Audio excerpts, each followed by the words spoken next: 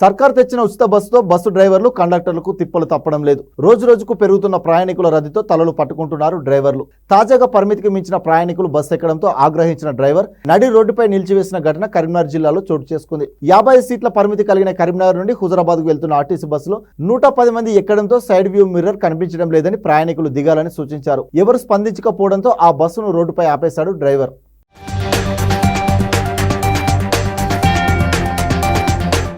ఇలా మంది కంటే ఎక్కువ ఉన్నారు సార్. నేను సైడ్ నాకు డోర్ రాబడతలేదు సార్. బస్సు నడపాలి సార్. చెప్పండి, మీరే చెప్పండి. కాబట్టి మీ సైడ్ కూడా కూడా ఉంటుంది సార్. అక్కడ లాస్ట్ దాకా మొత్తం స్టార్టింగ్ సార్. ఏమైతే కింద ఇవ్వాలి సార్. డ్రైవర్ ఆడుతారు మీరు ఎవరైనా కానీ. ఎందుకు ఎక్కువ డ్రైవర్ అంటారు మరి. నేను ఎట్లా నడపాలి సార్ బస్సులో? కనబడలేదు. 50 మంది కానీ 110 మంది ఉన్నారు సార్ బస్సులో. రైల్లో తీసి మొత్తం వీడియో పెట్టండి. రైల్లో సీట్లో చూడండి, ఒక కాలు ఉందా? ఇంత కాలు లేదు సార్ బస్సు. ఎక్కడ సార్ బస్సులు? నేను డ్రైవర్లో కాదా? ఎవరైతే మమ్మల్ని అంటారు సార్. అందుకే ఆపేశాను. మరి ఏం చేయాలి?